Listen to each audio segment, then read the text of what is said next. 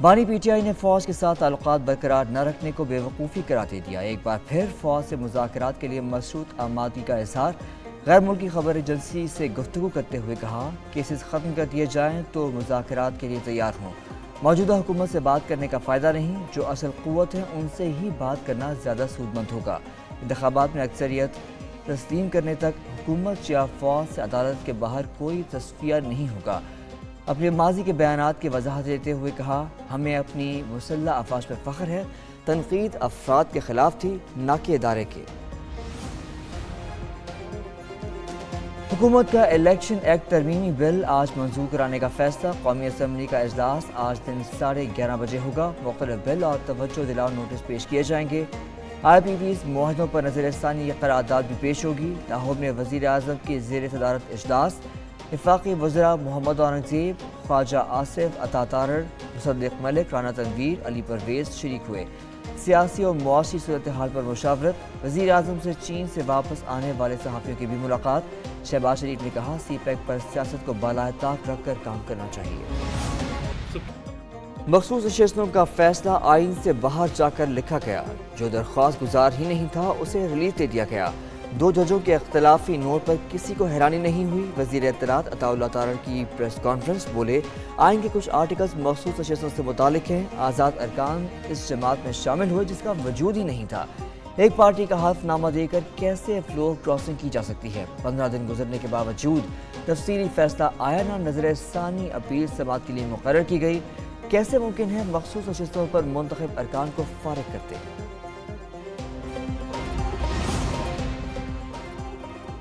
کراچی میں بارش کے بعد شہر کی بیشتر سڑکیں زیر آب آ گئیں۔ نیشنل اسٹیڈیم کے اطراف سڑک پر بارش کا پانی جمع۔ نیشنل اسٹیڈیم سے کارساز جانے والے پل پر بھی بارش کا پانی جمع ہو گیا، جس سے متعدد موٹر سائیکلیں بند ہو گئیں۔ ملیر سعود آباد، ناظم آباد، Malir halt, Quaidabad, Ibrahim Hyderi, Shah Faisal colony, university road, Shahrah Faisal کے اطراف بھی بارش ہوئی۔ سڑکوں پر پانی کھڑا ہونے سے شہریوں کو مشکلات کا سامنا۔ ملک بھر میں طوفانی بارش، سڑکیں بن گئیں جھیلیں، کہیں اربن فلڈنگ اور کہیں لینڈ سلائیڈنگ۔ کئی شہروں میں گلی محلے زیر آب، بعض شہروں میں صورتحال بہت خراب، کشتیاں چل پڑیں۔ بارشوں کے بعد چھتیں اور دیواریں گرنے کے واقعات، کئی افراد جاں بحق اور زخمی ہو گئے۔ بارشوں کی وجہ سے مختلف مقامات پر شاہراہیں بند، پہاڑی علاقوں میں موسلادھار بارشوں سے تباہی، مکانات، بازار، فصلیں، باغات دریا برد، رود کوہیوں، ندی نادوں اور دریاؤں میں طغیانی۔ بارشوں کا حالیہ اسپیل مزید چند دن جاری رہنے کا امکان۔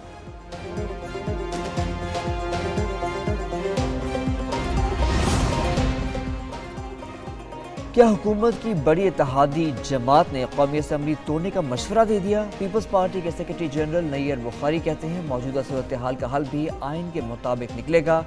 اگر سسٹم ڈیریل ہو گیا تو نقصان ملک کا ہوگا۔ اگر حکومت کو خطرہ ہے تو اسمبلی تحلیل کر کے نیا الیکشن کرا لیں۔ پارلیمنٹ میں حکومت کو مضبوط کرنے کو تیار ہے، مگر وہ ڈیلیور تو کرے۔ صدر مملکت کردار ادا کر سکتے ہیں، مگر کوئی بیٹھنے کو تیار تو ہو۔ بانی پی ٹی آئی قابل اعتماد نہیں ہے۔ پی ٹی آئی آج سوابی میں جلسہ کرے گی۔ پارٹی چیئرمین بیرسٹر گوہر اور سیکرٹری جنرل عمر ایوب سوابی میں موجود۔ اسد قیصر کے گھر پر پارٹی رہنماؤں کی ملاقات، شبلی فراز بھی شریک ہوئے۔ جلسے کی تیاریوں کے حوالے سے مشاورت۔ اسد قیصر نے کہا، ملک بھر سے کارکن جلسے میں شرکت کریں گے۔ ادھر اپوزیشن لیڈر احمد بچر کی زیر قیادت پنجاب اسمبلی کے کئی ارکان بھی جلسے میں شریک ہوئے۔ حلیم عادل کی سربراہی میں سندھ سے بھی کارکن سوابی پہنچیں گے۔ راولپنڈی میں جماعت اسلامی کا دھرنا 11ویں روز میں داخل۔ بجلی کی قیمتوں میں اضافے اور ٹیکسوں پر احتجاج۔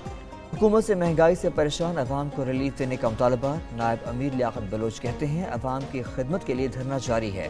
پاکستان آئینی اور سیاسی بحران سے دوچار ہے۔ حکومت پارلیمنٹ میں چیزوں کو بلڈوز کر رہی ہے۔ ادھر جماعت اسلامی کا کراچی میں گورنر ہاؤس کے باہر بھی دھرنا۔ شرکاء نے گورنر کی طرف سے بھجوایا گیا ناشتہ واپس کر دیا۔ امیر جماعت اسلامی پاکستان حافظ نعیم بھی کراچی کے دھرنے میں شریک ہوئے۔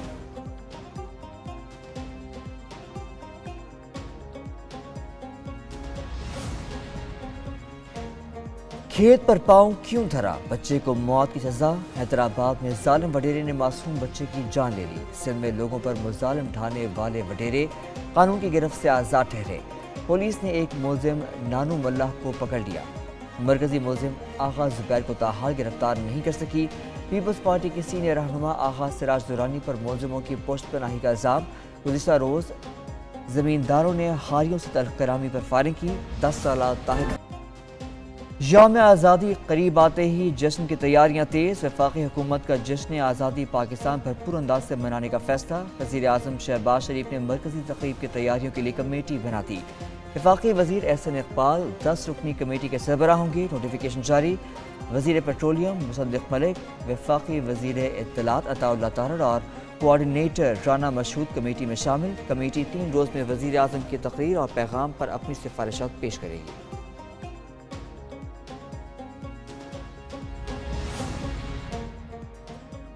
اور سربین ٹینس سٹار نوواک جوکووچ کا ایک اور اعزاز، پیرس اولمپکس کا ٹینس ٹائٹل جیت لیا۔ جوکووچ نے مینز ٹینس فائنل میں اسپین کے کارلوس الکاراز کو شکست دی۔ سربین سٹار نے کیریئر کا پہلا اولمپک گولڈ میڈل جیتا۔ 37 سالہ جوکووچ 1908 کے بعد اولمپکس میں ٹینس کا طلائی تمغہ جیتنے والے سب سے مومر کھلاڑی بن گئے۔